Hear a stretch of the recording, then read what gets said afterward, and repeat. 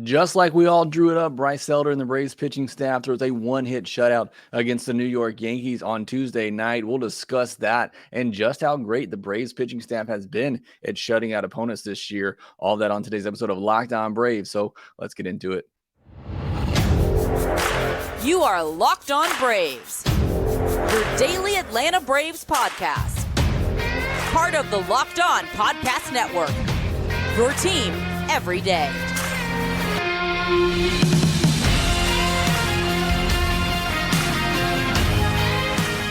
Hey, welcome back to Locked On Braves, part of Locked On Sports Atlanta, where we cover your favorite Atlanta sports teams each and every day. I am your host, Jacob Mastriani. You can follow me on Twitter at shortstopball. Also, make sure you check out my written work over at bravestoday.com. Make sure you follow the podcast on Twitter at LockedOn_Braves. Send in any questions, comments, or feedback that you have for the podcast. If you're watching on YouTube, do me a favor, hit that thumbs up button on this video to help support the show and spread it to everybody else out there. Make sure you hit that subscribe button if you haven't already. Up over 6,500 subscribers on YouTube, and you've been killing it. Yesterday's video, over 5,000 views, over 200 likes. Can't thank you enough for all the support you give me there. Enjoyed that podcast, that discussion on Grissom versus Lopez. Lopez got the first shot. We'll see if that continues, but really enjoyed that discussion. Thanks so much for viewing that episode yesterday. And thanks so much for making Locked On Braves your first listen of each and every day. Want to give a shout out to some of those everydayers who let me know on the last video. You got Leland Hurt, Lucas Dunlap, Ed Sidoric. Hopefully I'm getting that right. Trinity Clark, Eric W., Wales 1, and Garrett Clemens letting me know on the last video. If you are an everydayer, let me know down in the comment section below on Twitter. On today's podcast, we'll talk about the 5-0 win from Tuesday. Bryce Elder's great performance. Is he getting back on track? A couple of home runs, including one by Ronald Acuna Jr. We also get into the shutouts this season for the Atlanta Braves and dive deeper into that in our Stat of the Day Wednesday segment, and then set you up for Wednesday's game where the Braves are going for a sweep of the New York Yankees, trying to knock them under 500 on the season. We'll see if Charlie Morton and company can do that. But let's get into the podcast. Let's get into what happened on Tuesday, and that was a 5-0 win for the Atlanta Braves. A quick, easy 2-hour and 18-minute, stress-free 5-0 win for the Atlanta Braves. Let's start with Bryce Elder. 7 innings, 1 hit. He did walk 3 batters, 2 of them to Aaron Judge, 1 of them to Giancarlo Stanton, which I think if you're going to walk players, those are the guys you want to walk, not the 8 and 9 hole hitters like we've seen happen a lot here for this Braves starting staff. So again, maybe some strategic walks in there. I got 2 double plays after walking Aaron Judge, so that certainly worked out the way you hoped it would. No earned runs, 3 strikeouts. This was a 1-hit shutout, combined, able to finish off the game there with Minter and Yates without allowing another hit. The 1 hit that Bryce Elder gave up in this one, it was a sinker up in the zone. DJ LeMahieu got it and drove it out into center field, but that was the only hit of the game. But getting into Bryce Elder, my reverse jinx worked. If you want to say that, I said this would be, a tough matchup for Bryce Elder, but I didn't stipulate that was if he pitched like he has been pitching after the All-Star break. If he continues to struggle with location, fall behind in counts, and then have to come over the middle of the plate. If he were to pitch like that against this Yankees team, I thought they would absolutely crush him. I thought he'd have, 4 or 5 walks. I thought he'd have to leave a lot of balls over the plate, get hit pretty hard, give up several runs. But that wasn't the case. This was vintage Bryce Elder. This was the Bryce Elder that we saw at the end of last year and for the first half of this season. This was the Bryce Elder that we are used to seeing, or that we have seen a lot this year. He was getting ahead in counts, and then he was working on the edges. You go back, and I went back and looked at every at-bat that he had last night and seeing where those pitches were, especially early in the game. All those pitches are around the edges of the strike zone, and that's where Bryce Elder has to live. He has to be able to get ahead and then just nibble on those edges and get players to go after those pitches to create that weak contact. Just 3 strikeouts on the night. He did have some whiffs, a good bit of swing and misses, but for the most part, it was just getting back to that game plan of getting ahead in the zone. You saw this Yankees team against Max Fried. They were going to take early in counts. They were going to make you throw a strike and make you, and try to force you to come over the middle of the plate. So get ahead early, and then you can nibble on those edges and get hitters to swing at pitches that you want them to be swinging at. And that's when Bryce Elder is so good, and that's when he's so effective. Look, he cannot come over the middle of the plate and beat you. You heard John Smoltz talk about it. I know a lot of people have feelings about John Smoltz as an announcer. When he talks about pitching, I absolutely love listening to John Smoltz, but he talked about it. He doesn't have the overpowering stuff. He can't get away with a sinker down the middle like Spencer Strider can get away with 97, 98 down the middle every now and then. For Bryce Elder to be effective, he's got to live on the edges. He has to get ahead in counts and then expand the zone just a little bit to get hitters to chase it, to get that weak contact. That's how he's going to be effective. And it's a very thin margin that he pitches on to be effective, because if you aren't getting those calls on the edges, or you are off a little bit and you have to come over the middle of the plate, like we saw in some of his previous outings, he's going to get hit hard. And that's what I thought might happen in this one again if he had the struggles he was having lately, but it wasn't the case. He was locating on the edges. He was getting ahead, and he was getting that weak contact. 82.1 mile per hour average exit velocity against for Bryce Elder. He threw another thing I really liked about this one, the slider was such a good pitch for him early in the year. It was a dominating pitch, one of the best pitches in baseball. And I felt like he kind of got away from it. Maybe he lost some confidence in it there, but he went back to it on this night. Sean Murphy catching, I don't know if that makes a difference. I need to go back and look and see if maybe there is a difference between Sean Murphy and Travis d'Arnaud catching him. But threw the slider 41 times. It was the most of any pitch he threw last night. He got 9 whiffs on 23 swings against that slider, 39% whiff rate. Again, that's a pitch he was so dominant with earlier in the year, and it can be such a good pitch for him if he's locating it well. And he was last night. He was dropping it down and away to right-handed hitters, under the hands of left-handed hitters. It's just such a good pitch for him when it's on. But again, the key has always been for Bryce Elder, get ahead and then expand the zone a little bit on those edges. Try to create that weak contact, force hitters to swing at your pitches. He was able to do that on Tuesday night. Got 3 double plays as well, which you come to expect with Bryce Elder. He's going to get that weak contact, get those ground balls. Hopefully they're going to fielders as they were on Tuesday night. So great performance for Bryce Elder. 7 innings, give them some length as well.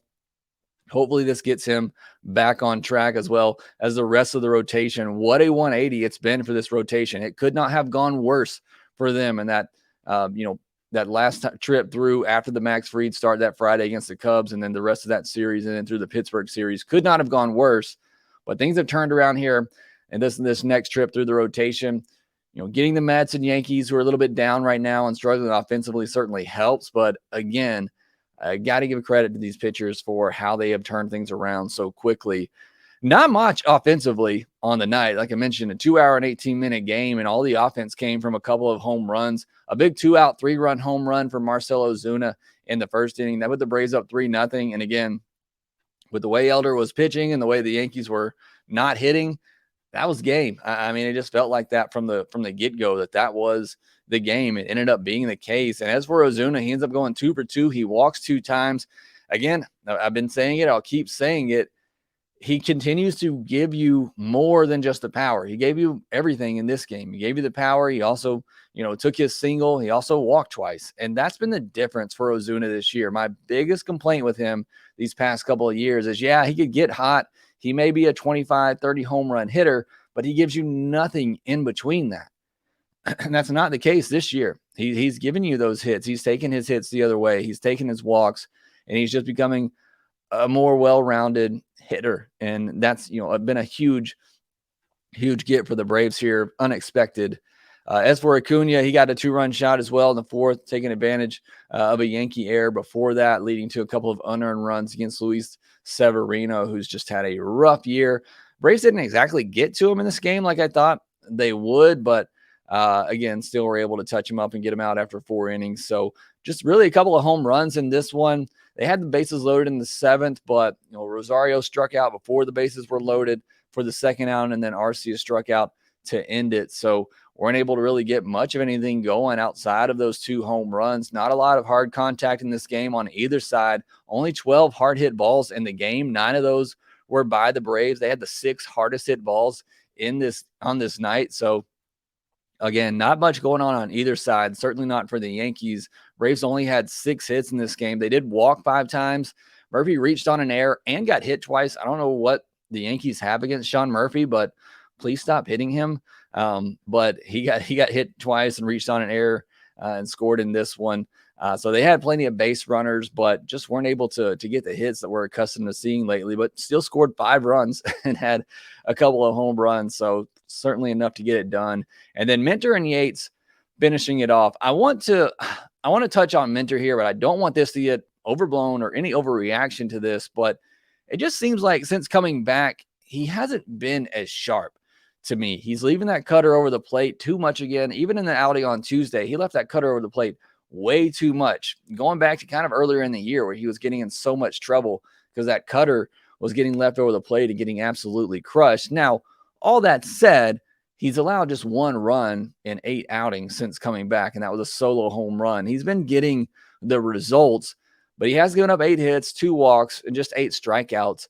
Again, I'm not overly concerned. I'm not really trying to raise a red flag here, but I did want to at least mention it because the Braves need a dominant AJ Minter. And while he's been good, I just don't feel like he's been dominant since coming back. So again, maybe that's still just a little bit slow coming back from the injury, whatever it may be, but the Braves need a dominant AJ Minter. He's been good. He's been really good since coming back. But just for me, when I watch him pitch, I just don't see that dominance that we're accustomed to seeing from AJ Minter. So hopefully he gets back to that. As for Kirby Yates, a good outing for him. He shut things down in the 9th. But what I was impressed with, he threw another one of those sliders, another front door slider to a right-handed hitter that was beautiful, got for a called strike. You go back to that, I believe it was the Milwaukee series where, I think it was Perkins that was batting for Milwaukee, fouled off all those pitches, long at bat, and then finally he threw a slider, just beautiful, came out of nowhere. Nobody expected it and painted the outside corner for strike 3. If that becomes another pitch for him and another weapon to go with a mid-90s fastball and that really good splitter, if he can start mixing in that slider a little bit more, he becomes a much more effective pitcher for me, just in case, maybe if one of his pitches aren't working, you can use that slider off of that splitter with a different movement on it. So I just thought that was interesting. We'll see if he starts to incorporate that a little bit more. Again, he only threw it once on Tuesday night. I know it's not a pitch he throws a lot, but if he gets more confidence in that and he can consistently get it over for strikes, like the couple of times I've seen him do it, it could become another weapon for him and make him a little bit more effective and dangerous coming out of the bullpen. All right, next we'll go to our stat of the day Wednesday segment. I'm going to tell you about all the shutouts the Braves have had this year. It might surprise you a little bit to know who has started the most games that has led to a Braves shutout. We'll discuss that next. Okay, Locked On Braves fans, I have to tell you about a new app called Bunches. Bunches is a new app built for sports fans where you can chat sports in real time. Click the link in the show notes or description to join the app or go to Apple App Store and download Bunches now. I'm telling you, you're going to love the conversations with other Locked On sports fans. The Locked On MLB group chat is on Bunches. Go there now, connect with other baseball fans, chat about your favorite team, and keep up with the latest MLB news. You got a question or comment about today's episode, chat about it. And the Locked On MLB bunch on Bunches. Chat about your team every day. Download the Bunches app today. And when you do, our friends at Bunches have featured the Locked On MLB Bunch in the Discover tab. You can also click the link in the description show notes down below to join the Locked On MLB Bunches community today.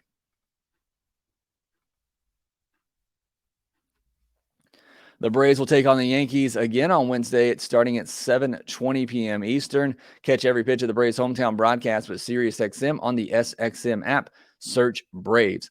We'll also have our Through the League Thursday segment tomorrow, and then our Mailbag podcast on Friday. Got an off day coming up on Thursday, so make sure you submit those questions because we'll have a full Friday episode devoted to those questions. But it is Wednesday, so it's our stat of the day on Wednesday. And our stat today is 12 shutouts. That's how many shutouts the Braves pitching staff has this year, which is tied for second most in all of baseball. And I would imagine maybe that surprises some of you with the struggles that the starting rotation has had this year. They still have the second most shutouts in all of baseball. The Guardians have the most with 13. And then the Braves, Brewers, and Blue Jays all have 12. The Nats, Phillies, A's, and Red Sox all have the fewest with 3. And then there are 12 teams who have double-digit shutouts. So about half the league, a little less than half the league, has at least 12 double-digit shutouts on the year. And then again, at the bottom there, the Nats, Phillies, A's, and Red Sox only have 3 shutouts this season, but the Braves have 12, which again is the second most in all of baseball. You go back and look at the shutouts by month here. In April, you had 3, one against the Padres, one against the Marlins, one against the Mets. And then the month of May, you had another one against the Marlins, and then one against the Rangers. So Rangers right there with the Braves, one of the best offenses in baseball. Braves went down there the first game of that series and shut them out. You had a June 1st shutout against the Twins. You had in July, you had 2 shutouts, one against the Marlins and one against the White Sox. That White Sox one right after the All-Star break. Thought the Braves were about to just continue to steamroll, but was not the case.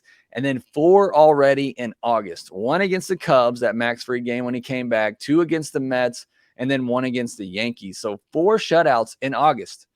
With the starting rotation issues this Braves team has had, they already have 4 shutouts in August. 3 of those coming in the past week. So again, as much as the starting rotation has had its issues at times, they can still be so good as well.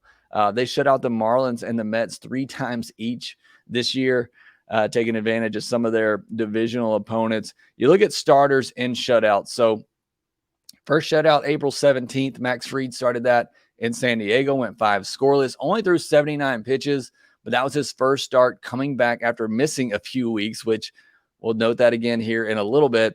April 24th against Miami, Strider pitched 8 scoreless with 13 strikeouts, was at 101 pitches and a blowout. So probably could have finished it off if he wanted to, but in a blowout, chose not to. And April 28th, a rain-shortened one for Max Fried. It was just a 5-inning game as it got called due to rain, but a 5-inning shutout for Max Fried. That's the only pitcher complete game shutout that the Braves have had this year. And again, it was just a 5-inning affair. May 2nd against the Marlins, again, Bryce Elder, 7 scoreless and 96 pitches. And then that May 15th game at Texas, Charlie Morton, 6 2/3 scoreless innings, 10 strikeouts, and 106 pitches. He did allow 7 hits and had a walk, but again, 6 2/3 scoreless innings for Charlie Morton against one of the better offenses in all of baseball.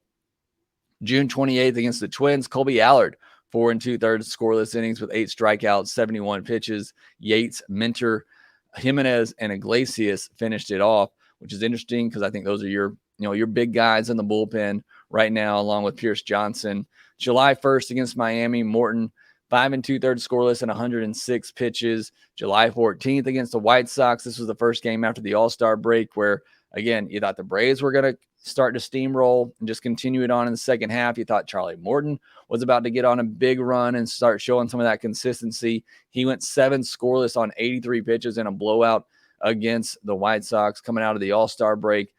As we know, that was not the case. The Braves struggled the rest of that series and really the next couple of weeks, and Morton really struggled after that as well. August 4th against the Cubs, Max Fried, 6 scoreless on 72 pitches with 8 strikeouts. It was his first start back after missing some time. So twice this year, Max Fried has missed some time, come back, and began a game that ended in a shutout. That was a game where he could have gone complete game if he wanted to. He was just that locked in coming off the IL and that pumped up and probably had a lot of adrenaline going. He was lights out in that game. And then the 2 up in New York, you had the one August 11th. Charlie Morton started that one. 5 innings, 105 pitches. He walked 7 batters, but didn't give up any runs. And then August 12th against the Mets, Strider, 7 scoreless. He walked 4 batters in the second game of a doubleheader, but again, didn't allow any runs. And then Tuesday night, Bryce Elder, 7 scoreless. So you break that all down and might surprise you to know, and if you were paying attention to it when I went through all those, Charlie Morton has started the most games this year that have ended in a shutout for the Atlanta Braves with 4 games. Now, in some of those, he's given up a lot of base runners. He had the one shutout game where he allowed 7 hits, the other one where he walked 7 batters, and that's why I continually say that Charlie Morton is the third best the third best pitcher on this team and why he's your number 3 starter in the postseason. Yeah, he's going to allow a lot of base runners. And if those base runners are followed by home runs, which he's had problems with, then you're going to have those bad outings for Charlie Morton. But the stuff is just so dominant. He can get the strikeouts. He can get the swing and misses to get out of those jams. And sometimes it's a battle for him and it's a grind like it was in his last start against the Mets. But the stuff is still so good. He has the ability to go out there and have a shutout type of performance. He has the ability to go 5-6 innings and not give up a run. I think it all really comes down to the home run. And again, it's something he's really struggled with, but he's going to have base runners. He's going to walk batters.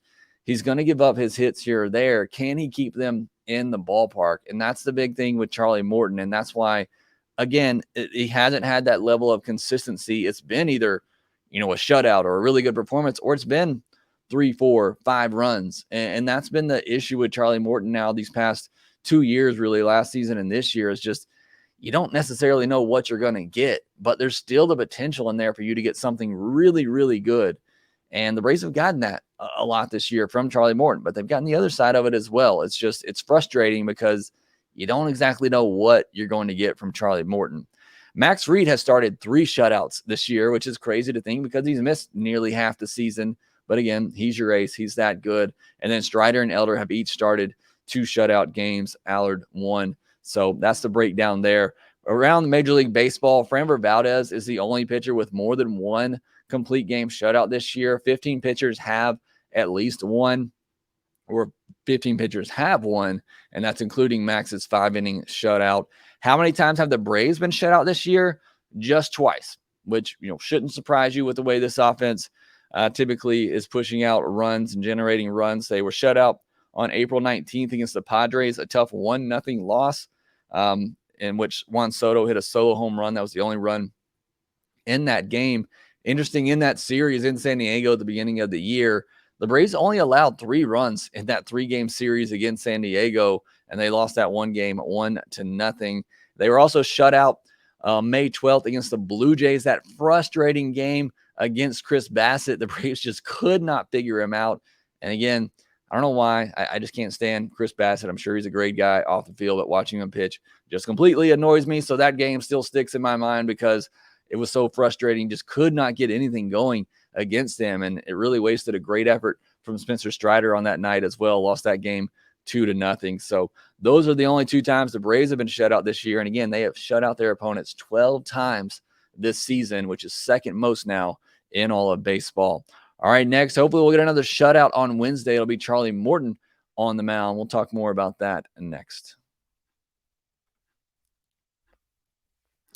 For a championship team, it's all about making sure every player is the perfect fit. It's the same when it comes to your vehicle. Every part needs to fit just right. So the next time you need parts and accessories, head to eBay Motors. With eBay Guaranteed Fit, you can be sure every part fits right the first time around. Just add your ride to My Garage. Look for the green check to know the part will fit or your money back. Because just like in sports, confidence is the name of the game when you shop on eBay Motors. And with over 122 million parts to choose from, you'll be back in the game in no time. After all, it's easy to bring home a win when the right parts are guaranteed. Get the right parts, the right fit, and the right prices on ebaymotors.com. Let's ride. eBay Guaranteed Fit only available to U.S. customers. Eligible items only. Exclusions apply. Braves and Yankees will finish their 3-game series on Wednesday night, starting at 7:20 p.m. Eastern. Catch every pitch of the Braves' hometown broadcast with SiriusXM on the SXM app. Search Braves. So you had a little bit of a roster shakeup on a Tuesday. You had Vaughn Grissom called up with Ozzy Albies going on the IL. You had Lucas Williams get called up and sending Forrest Wall down. I think that's a move just to give you some more depth on the infield. Lucas Williams, a guy that can play the infield, can play the outfield as well, which is always a nice thing to have on your bench. So I still think there's a chance Forrest Wall makes the postseason roster just because of his speed. As far as the Lopez Grissom debate we had yesterday, or discussion we had yesterday, it's not really a debate. Like I said on yesterday's podcast, I don't think you can go wrong either way here. I understand wanting to go with the defense of Nicky Lopez, but I just think you got an opportunity here. You got to lead in the division. Let's see what Vaughn Grissom can do. So I think we will see some of Vaughn Grissom. I think, we'll see him get in there some way or another while he's up. And again, hopefully it's not too long. Hopefully Ozzy Albies is back pretty soon. But I do hope we get a good look at Vaughn Grissom while he is here. But that's some of the news from Tuesday. Now, as far as the pitching matchup on Wednesday night, we know Charlie Morton's going for the Braves. As I look right now, I don't see an announced starter for the Yankees right now, so don't know who they're going to be throwing. But as for Charlie Morton, we talked about it, 5 shutout innings last time. It's, 7 walks included in that. So, it's not exactly the outing that Charlie Morton's looking for. He's going to have those walks. He's going to walk 2, 3, 4 batters rather frequently in a start. For me, it's all about, as I mentioned earlier, limiting the home runs, keeping the ball in the yard, not letting those walks, and then you hit somebody with a back foot curveball and it becomes a 3-run homer. That's when Charlie Morton can really get you in trouble. But he has that dominant stuff to be able to get out of jams. I've said it all series with this Yankees team. They're not going to chase a lot of pitches. You're going to have to be in the zone. You're going to have to be close to the zone. And that could be a problem for Charlie Morton if he doesn't have that command. He talked about it after his last start. He's still struggling to find that command, find that release point. Hopefully he can tune that in this one and have a good outing. Braves need him to have some consistency, get on track. Again, last start, 5 shutout. That's great. 7 walks, not great. Want to see him, kind of tone that down a little bit, get back to going deep in the game, going 6 innings, maybe working into the 7th inning.